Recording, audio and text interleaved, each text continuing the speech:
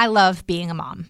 It's one of the most difficult and rewarding and all the things jobs I've ever had in my life. I'm simultaneously a nurse, a cook, a cleaner, a bedtime singer, a teacher, a caregiver, an errand runner, a boo-boo kisser, basically every job on earth rolled into one. But if I'm honest, sometimes being a mom is a really lonely job.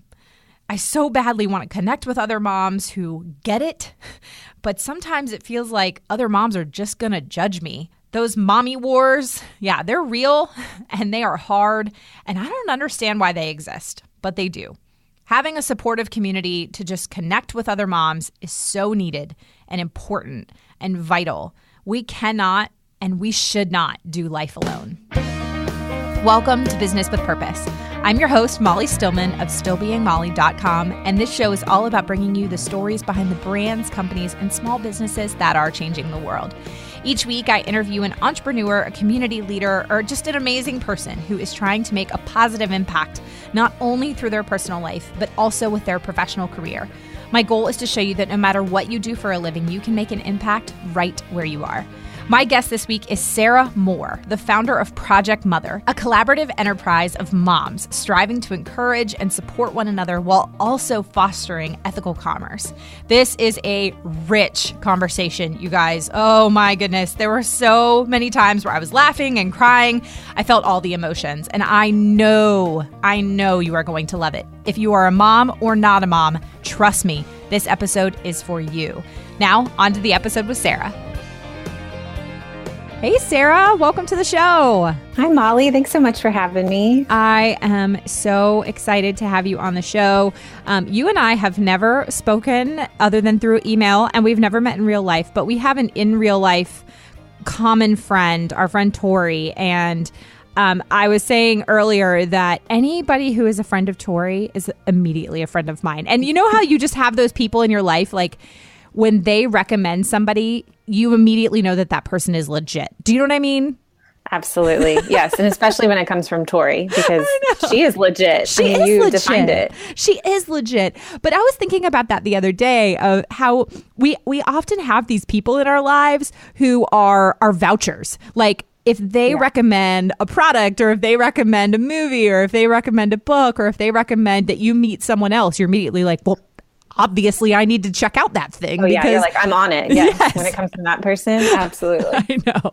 So with that all being said, obviously I have done my fair share of internet stalking, in full disclosure, but I would love to just get to know you and have you tell our guests the Sara 101. So tell us your story and everything about what you do and everything that Project Mother is. Okay, great. Well, so I actually started out, I'm a self-taught graphic designer, and I had a stationery business and a graphic design business after I had my first kid. And I could talk forever, so let's talk after kids, I guess, since this is all about moms. So I was doing lots of really cool things before that. And then once I had my daughter, I decided I wanted to, have more flexibility, stay home, all these things like a lot of people do, and decided I wanted to start my own business. So that's what I did. And had a stationery and graphic design company, and it was going, really well. And I was loving doing it. I got to be creative all the time and, do all sorts of things. And then my husband got a new job in a different state. And so we moved away from everybody that we had ever known. And like family, friends, everybody in, the town that I grew up, not town, city that I grew up in, and moved to a little town in Oklahoma where I knew no one, and they all knew each other. Yeah. And so I moved with a 3-year-old and a 6-month-old, and it was hard, and I felt really lonely, and it was cold. It was the middle of winter, and we lived in like a dust bowl, and it was like you were confined inside, and people were really nice, and I made a few friends, but it didn't feel the same, still trying to find my footing. And so then we had our third kid, and because we're crazy, but we love him, but it tested us to our bounds. But so it kind of exacerbated my problem, right? Yeah. Feeling lonely, how you feel after you have, a newborn at home. So plus I had these other 2 kids I also had to take care of. Anyway, so that was kind of one day I just woke up and I got this immense feeling that I had to do something to help mothers. And I remember saying something to a like friend, mentor of mine, and she was like, well, I really don't know if mothers really need any help. And I was like, oh, okay. Well, I think maybe that they do, but okay. So I kind of put it on the back burner and was like, well, I don't, because hadn't flushed anything out. And then another day I woke up and I was like, okay, I got it. And I wrote this, what we now call a manifesto, which was like this big, fancy, formal word for just this statement, this declaration that I wanted to put out in the world. And it was essentially saying that mothers, that we all need each other. We need to love each other more than we need to judge each other. Amen. And there was just so much negativity in the world. And, moms just were kind of fighting with each other online. And, I could just see it. It kind of compounded my loneliness problem. And even though I wasn't having specific issues, in my town or anything, nothing dramatic like that. I could feel so many moms around the world hurting.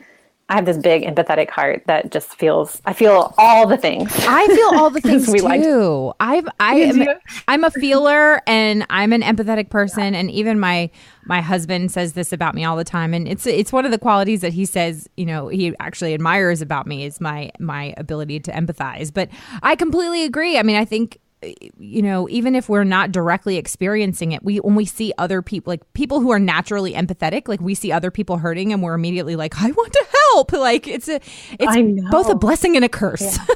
Absolutely. That's a good way to put it.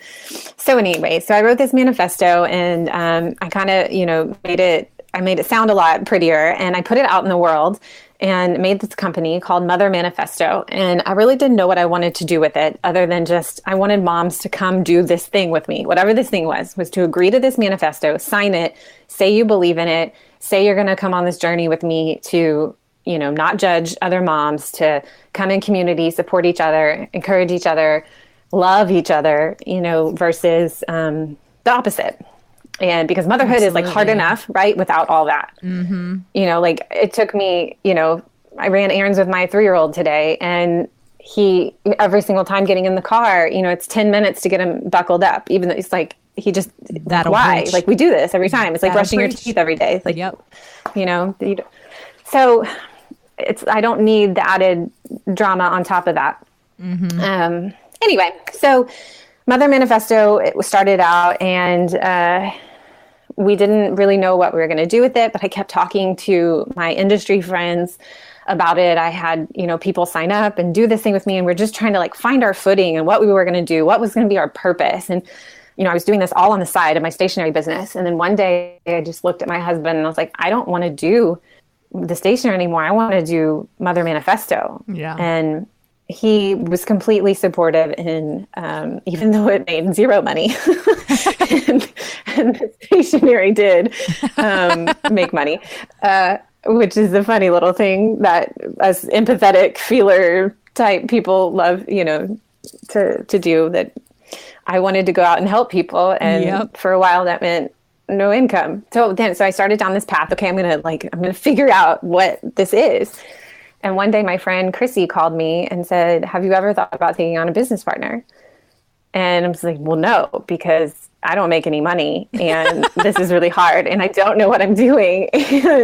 But sure, so it was great. It was funny because she was one of the people that I was talking with constantly about what I was doing. And she was one of the first ones to get on board and buy a t-shirt from me. I was selling these t-shirts in order to try to make some kind of income, but I was always leveling out and never made any money. It's just like this funny. Anyway, so Chrissy came on board and it's been great because we've really been able to, it's like not having to go through business life alone, like being able to have a partner, a business partner and really push forward all the hard times and take Mother Manifesto to the next level, which is dun dun dun, where we are today as Project Mother. Yes. So that's kind of where that's why I wanted to worry was that Mother Manifesto was this foundation of where we are today.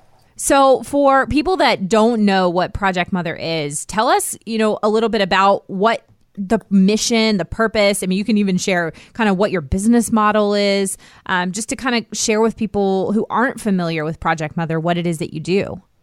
Absolutely. So Project Mother, what we like to say, is a collaborative enterprise of moms striving to encourage and support one another through community and fostering ethical commerce. So I love it. It's this big, beautiful statement that I kind of botched a little bit, but that is, the human people version of it.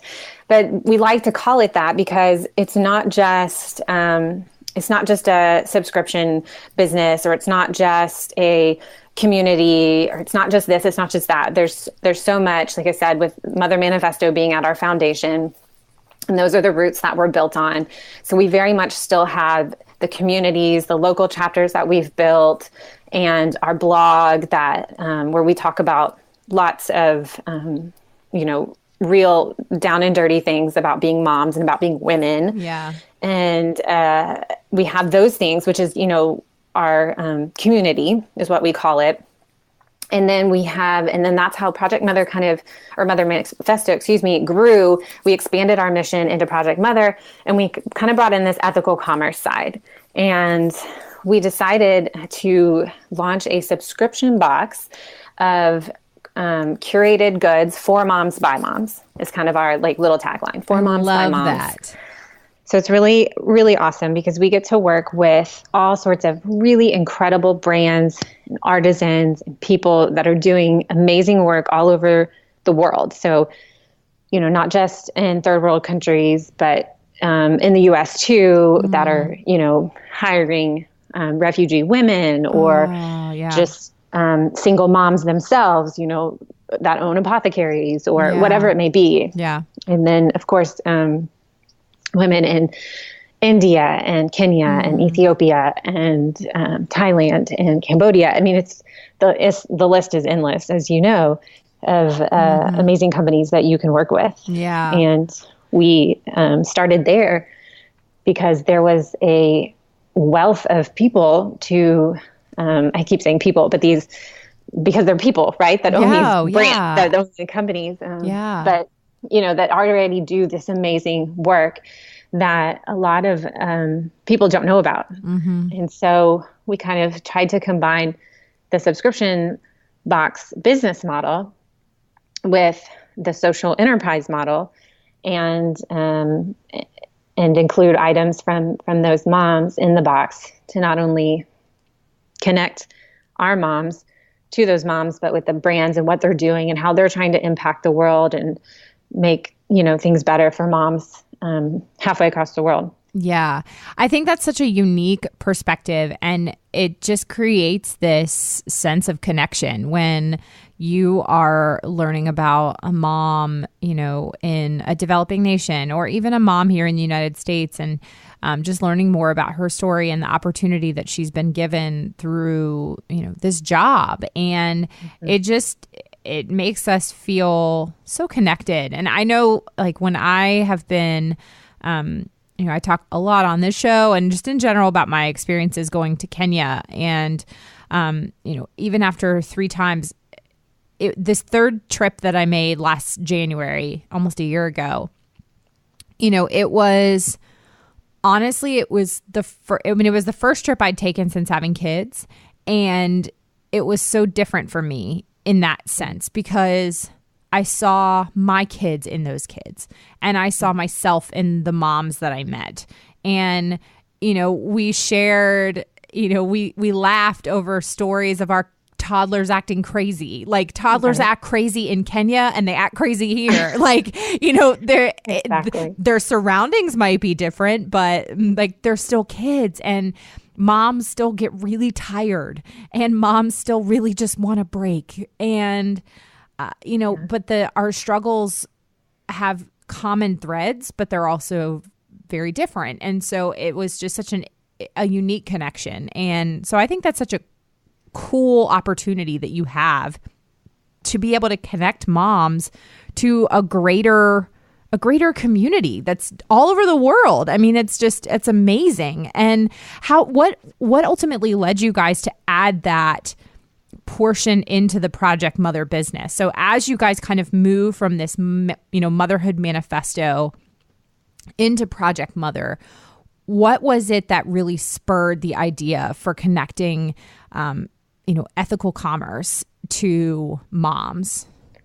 So there was really two very important things. And the very first one is that our number one mission has always been to support moms, no matter who they are, no matter where they come from, no matter what they do, what they look like, et cetera, right? It doesn't matter. That's been our whole basis of our philosophy, is that moms need more support, need whatever it is that they need. We want to be able to give that to them in some way, shape, or form. Yeah. So we knew that we wanted to expand our mission by being able to support more moms, and which led us to something that was going on in both Chrissy and I's life personally, was the feeling of, I don't know what the right word is, but clutter and having too much stuff, being bogged down by your stuff. I mean, it was during that whole like Marie Kondo phase,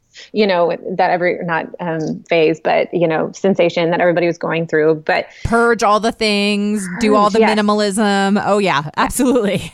Yes, my husband's a bit of a hoarder, which can be overwhelming at times when you keep underwear that's 10 years old. or your fraternity t-shirts, we've moved on, honey. But, it's one of the reasons I love them. But anyway, so my point is that we were just seeking something that, just more things in our life that had specific meaning and purpose and value. And so we really wanted to seek out different things that you couldn't find on a shelf at Target, even though we know, we love Target because it's convenient, and we know as our lives here as moms in the US that, Target can be a necessity for us. It's like, you need diapers. Well, where do you go? You probably go to Target or Costco, or, right. Whatever. So, and then you probably swing by that home decor aisle, or whatever. just You're like, let me just peruse aisle W25 for a moment. Yeah. A red sticker. The clearance. Yeah. Thank you, Nate Berkus and Threshold, for making, beautiful design affordable. But I know. It clutters up our homes a little bit. So those two things have we've kind of put those two together. And that's what we've built Project Mother on, is that we've expanded our mission to support moms everywhere, that there's no limit to where they are. If, we eventually want to, go to the far reaching corners of the world, is to support moms and connect to them. I'm really glad that you said that. You kind of took all the words right out of my mouth. That connection part was huge for us, is connecting the artisans, the moms that make anything that we put in our box back with the moms that are purchasing the box. So not only, obviously they know when they sign up that they're doing something good, right, that they're providing some kind of impact, but to really get to know a mom that made her goods and how working for that company changed her life. Right. That's a connection you can't find. And just like you said, toddlers are toddlers, whether they're in Kenya or whether they're, in Houston, Texas. So they're, like you said, their surroundings just may be a little bit different, but kids are kids. So I love that you said that the common thread, that's something that we talk about a lot in Project Mother, is that, we can all find something as mothers to relate to with each other, no matter where we come from. Okay, I know you are loving this conversation with Sara, but let me take a quick break to remind you that we have a sponsor of the show that helps to make the show possible. This week's sponsor is CauseBox. You know that I am a huge lifelong fan of CauseBox. I have been a subscriber and a member for over 2 years, and this is my favorite ethical subscription company. If you don't know what CauseBox is, they are a quarterly subscription box that comes out each season, and each season's box has a whole design and a product theme, and every single product in the box is ethically made, fair trade, or gives back in some way. And the products, they are gorgeous. It truly is one of the best values as well. It costs about $50 per box, but you receive more than $150 worth of beautiful and unique products that are making a difference in the world. The winter box just launched this month, and it is amazing. The gold cuff from Half United is my favorite, and I have been wearing it daily since I got it. There are only a few winter Cause boxes left, so get yourself a little post-Christmas gift. The team at CauseBox has been so generous as to provide my listeners with an exclusive coupon code for $15 off your first box with the code Molly. Simply go to stillbeingmolly.com/causebox to sign up. That's stillbeingmolly.com/CAUSEBOX and use the coupon code Molly for $15 off. Now, if you have not heard my interview with Matt Richardson, the co-founder of CauseBox, go listen to episode 13 of this podcast to hear his awesome stories and hear all about his amazing company. Now, back to my conversation with Sara. I've always been fascinated by the mommy wars, to be honest, because I just don't understand where they come from. And I just don't understand why they are necessary. And we can give all the reasons of like, well, it's really just pent up jealousy, or really it's just people wanting to think that they're better than other people. And we can give these maybe they're overly simplistic answers. I don't honestly know. But to me, none of them make sense. I mean, they just don't make sense. And any mom in her right mind that I know is terrified of the judgment of other moms and, terrified of what a mom is going to think of her if she's not able to breastfeed, or if she, chooses not to baby wear, or if they co-sleep or not co-sleep, or if she goes back to work full time, or if she does a direct sales business. It's like, or if she just decides to stay home, or if she decides to homeschool or send her kid to private school or a charter school or public school. I mean, it's just like everything we feel like is scrutinized by other moms. And I just don't understand where it comes from, because I have friends who breastfed. I have friends who formula fed. I have friends who work full time. I have friends who do direct sales business, and I have friends who co-sleep. I have friends who, work out 5 days a week. I have friends who haven't worked out in 5 months. Like that to me does not make a mother. That doesn't make a mother. And those things don't make a mother. If you're feeding your children, if you're loving them as well as you can, if you are just trying to do your best every day with the cards you've been dealt, to me, you're a good mother, and I just don't understand why there has to be this sense of constant competition. Like, why are we in competition with each other? I don't know. I just went on a little soapbox there for a second, but seriously, but I love it. I don't understand it. So, I mean, what is your perspective? It's just working in this space. Like, what do you think it comes from? That's a great question. And I don't know that I can answer it either. It is such a travesty that it has to be this way. And I don't know. I don't know if it goes back to like when we were younger and everything's been a competition, or everything's been judged, right? Since we were in, probably middle school. Yeah. It's always been, who had what, or like, I remember when all the girls had Dooney and Burke purses and I didn't, and feeling lesser than. And I think there's similarities in that. And then you take it all the way up. Yep. And it starts, like you said, we could give a million reasons. I mean, it could come from insecurity. And these are all the things that we talk about on our blog: insecurity and identity, loneliness. You just reminded me, like, I can legitimately remember when I was in 6th grade. So I didn't grow up with a lot of money, is the light way of putting it. And I remember when I was in 6th grade for Christmas, the only thing I wanted was enough money to go to Abercrombie to buy a shirt that said Abercrombie on it, so I could wear that to school. So everyone would know that I had a shirt from Abercrombie. Like, I'm embarrassed to say this, but I'm like, y'all know you did something like this too at some point. Heck we all did that. Yeah, and I felt like there was something about that Abercrombie shirt that was like, to this day, I mean, I don't even know how many years later, 22 years later, it's ingrained in my head that, like, at that moment, I thought that Abercrombie shirt was going to be the solution to all of my problems. And that I was going to suddenly be popular, that I wasn't going to be bullied anymore, and it was going to be the fix-it. It was going to be the fix-it of all of my problems. And guess what? It wasn't. And And maybe you're right. Like maybe like you were saying, like when everybody had the Dooney and Burke purses, or when everybody had Vera Bradley, or like whatever thing was, like it just transfers to motherhood. And it's like, well, all the cool moms co-sleep and breastfeed exclusively for 7 years. And they, they all send their kids to these free living schools where all the kids like make these projects and are instant geniuses. I don't know that these are, these are obviously exaggerations. No, it's true. You're always looking over your shoulder to see what they're doing. Right. It's like you're lacking that, or it seems like, that, I don't know, it can come from either like the lack of confidence, or it's making you have a lack of confidence in yourself. Like, well, I'm not doing what she's doing. Should I be doing what she's doing?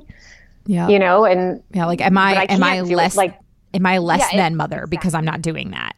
Right. Exactly. I can even think of like, I can even think of like my birth stories, like with Lily. Like when I was pregnant with my first, I took all the birth classes. I read all the books, and I was going to have the natural drug-free childbirth. And after 26 hours, it ended in a C-section. Like, you know what I mean?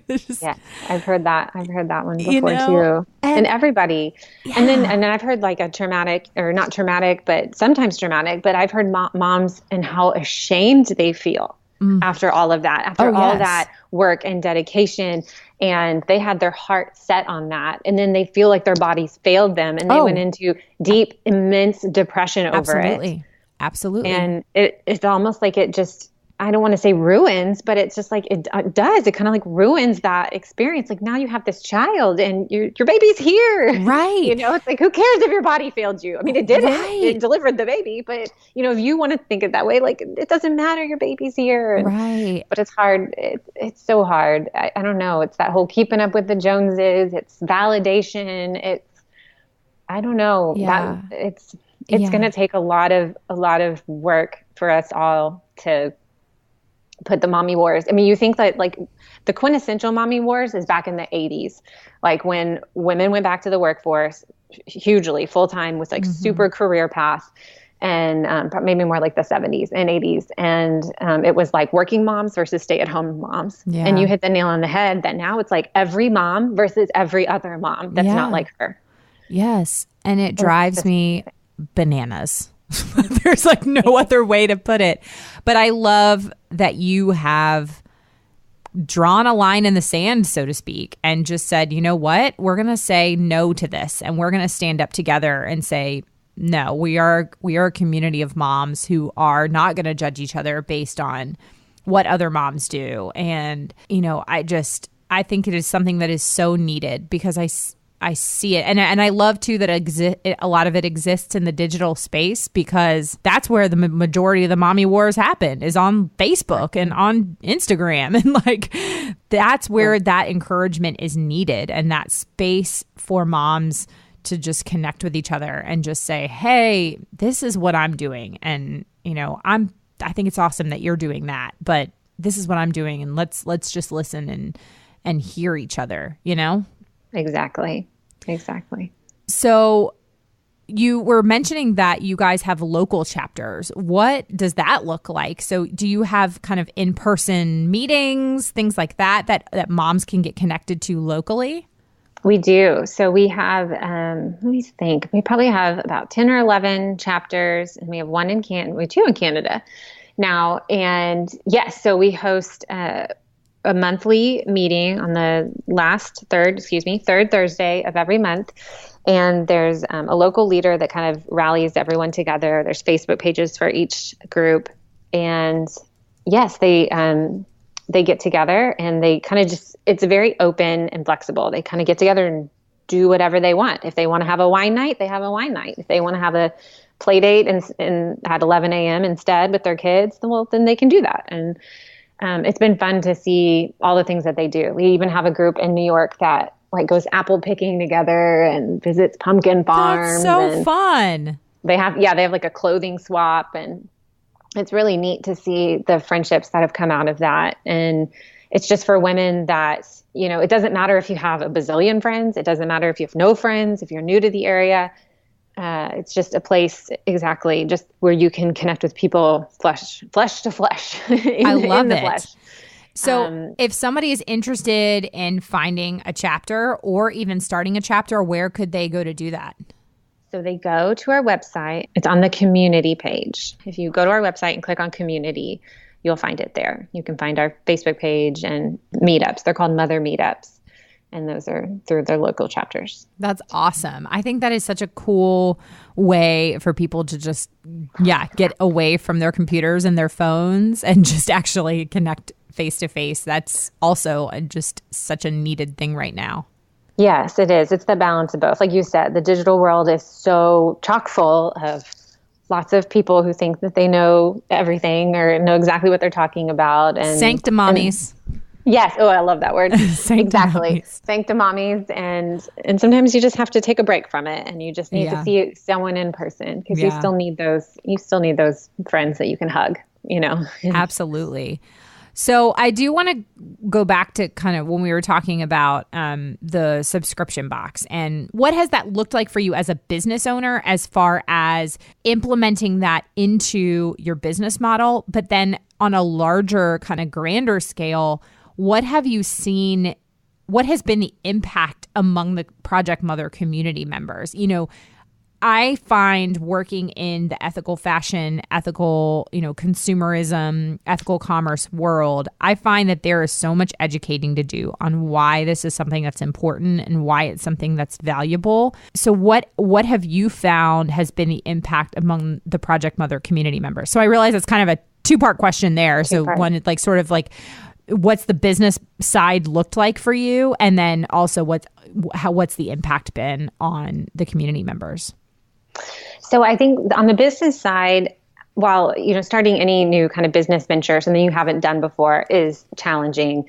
It's been a little bit of a learning curve to learn the subscription box model because it's a little bit different than your normal retailer, especially, brick and mortar, even an online retailer. So I ran, my stationery shop and my Etsy shop and things like that. So I had some experience of selling online. So thankfully I had that. But it's been kind of fun too, because I don't just pick up the phone or pick up an order form and order stuff wholesale. I call and I get to talk to our vendors and I try to form relationships and partnerships and I tell them what they're doing. They know what they're doing. I tell them what I'm doing. And then we talk about, whether we're a good fit for each other and how we can work together in different ways. And so that's been really a challenging one for me because I don't really like negotiating per se. I know how that is. Yes, but also fun because I love talking about what we do and I love making connections with people. So it's kind of like doing those two things at once makes the negotiating part a little bit easier. So implementing it into the business has been challenging because of that, because of time, learning, shipping schedules, things like that. We've, of course, learning things daily about, okay, let's not do that again, those type of things. But all in all, I think we're going to, hit our stride here in a box or two and really, really have it down pat as far as the business side. As far as the other side, I completely agree with you that I think we still have a little ways to go as far as educating our community that we had established. I think that they 100% love what we're doing. They love that we expanded our mission and they support it. And we had, several people come on board as subscribers. I still think though, like you said, communicating the true importance, the true value in it is going to take a little longer. And then especially to anybody new to our whole company, our community and everything that we do, that we kind of classified our, what do you call them? Potential, consumers into two groups. Is somebody that kind of comes from our community side and somebody else that comes and they're just like, oh, wow, this is cool stuff. This is a cool mission. I want this. Mm-hmm. And then the other side is kind of more from the community side where they're going to take a little bit more, I don't want to say convincing, but education, maybe like you said, of why ethical commerce is important and how we're impacting them. It's just kind of that little bit more of a investment in time. It's definitely something that I mean, I've always been passionate about this really. Always is a bit of an exaggeration. I'd say in the last 7 years, this has been something that I've started to learn about and grow. But it was when I had kids that honestly, this became a subject that I was just really fired up about, because when I started learning about things like human trafficking and child labor and thinking about what moms were having to sacrifice in order to try to provide for their family, like my heart just broke. And the more and more that I learn about it, the more and more my heart breaks. And so it's something that it fires me up, and I want other moms to care about it. And so I just want you to know that I am over here cheering you on in everything that you're doing, because it's 1000% everything I believe in. And so I just, from all aspects, from the community aspect to the motherhood encouraging aspect to the ethical commerce side, I'm just like, yes, preach, all of the things. That's awesome. We're hitting all your bases. Oh, yes, exactly. So, Sara, I want to transition here to one of my favorite parts of the show, and that's just where we get to know you and ask some fun questions. And we're kind of dubbing this the lightning round, even though it's not really a lightning round. It's just the getting to know you round, but it also is a fun place where I get to have my husband insert a fun sound effect into the show. Do love those. You're going to learn to be true dodgeballers. Then you've got to learn the 5 Ds of dodgeball. Dodge, duck, dip, dive, and dodge. If you master the 5 Ds, no amount of balls on earth can hit you. So, are you ready for us to just get to know you a little bit more? Absolutely. Let's do it. Okay. So since you talk motherhood, I thought it would be fun to ask, what is your favorite mom product to give to a new mom that's necessary? Like when you're a new mom and you don't think to put this thing on the registry, but you need it. Like when you go to a baby shower now, you're like, yeah, I'm not getting that thing off the registry. You don't actually need that. Oh, how funny. Yeah. Oh, so I don't go to many baby showers anymore. So kind of classed out of that age group. But I do. Okay. So I'm one of those people that I buy books. That's one of my things, that I buy books. Yes, I love books. Another one is, if I have enough, like if I can get people to come in on it, is the rock and play. Yes. Which is something new. Not all my kids got to be in that, but that was like a lifesaver for one of my kids. So that was something. But I know a lot of people are registering for that now. See, I'm like so out of the baby business. What's another one? Oh, you know what I always try to do, which is, this is not necessary. So I'm totally botching your question, but I try to buy, the kid just something special for them. Aww. Like, just whatever it's like a really special blanket or whatever. Because my kids have attached to the most random things I got at baby showers. And that's their lovey. But I always remember, even if it's somebody that I don't talk to anymore or that I'm not as close to anymore, I always remember who gave it to them. Oh, that's really sweet. I love that. So anyway, I like loveys. All my kids like loveys. My kids attach to really bizarre things. So like my daughter, well, I mean, it's not bizarre, but her favorite thing is this pink, she calls it Pink Star Baby. Pink Star Baby is her thing. And it's this baby doll, but it's like, it's kind of weird. Like, it's not even snuggly. Like, I don't know. It's the most, to me, it was the last thing I would have picked that she would have ever attached to. But like, God forbid we lose Pink Star Baby. Like, that would be the end of all time. And she's also really into rocks. And she gets really specific about her rocks. And if she loses a particular rock, and I mean, I can't tell the difference, but she knows the difference. Yeah. And then my son, he's, almost 2, and his thing is golf balls. I kid you not. Like, he will sit and eat in his high chair holding a golf ball. It's the most bizarre That's so funny. It's really weird. Golf balls. Well, hey, that's really good for his motor skills. It's fine or gross. I can't remember which one. I don't know. Occupational therapist will have to tell you. But Yeah. So golf balls. I don't know. It's weird. I anyway. like it. But okay. I love that. I love that. Okay. So what is the weirdest or maybe like a seemingly useless talent you have? I can remember dates and numbers. Ooh, like really, really well. Give me an example. Like I remember my first telephone number. Oh, I remember my first telephone number too. I'm like, I don't want to give it out in case somebody has it now. But I know, right? 713. I know. But just like people's birthdays, like I remember a girl that I went to third grade with. Have not seen her since fourth grade. I remember her birthday. Oh my gosh. Well, if she's listening to the show, Sarah's childhood best friend, she remembers your birthday. I got you, girl. I love that. That is actually, I wouldn't say that that's useless, but that is kind of it's a strange talent, but I like it. Yeah, it freaks my husband out. He's like, how do you remember that? Yeah. Is there a particular fictional character that you'd love to meet in real life? Can be from like a book, movie, TV show.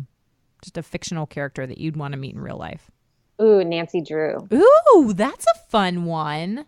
Yes, I loved Nancy Drew books when I was growing up. And the coolest thing, is that my mom kept most of her Nancy Drew books from when she was a child, and she just gave them to my daughter. Oh my goodness, that's so cool. It's really cool. So now my daughter's getting all into it. So it kind of like revived my love of a good mystery. I love it. I have recently, this fall, started reading kind of just introductory chapter books to Lily, and we started with the American Girl doll series. Like I still have my books from when I was a kid. That's awesome. So of course I started with Meet Molly because obviously, but it's just so funny, like rereading the whole series to her. I mean, she gets some of it, but I mean, obviously a lot of it is over her head, but it's just become something fun that we do together. And it's been fun for me to reread it and kind of talk with her about things. And, even at a 4-year-old level, but yeah, that's so fun when you get to kind of re-experience those things from your childhood with your kids. Absolutely.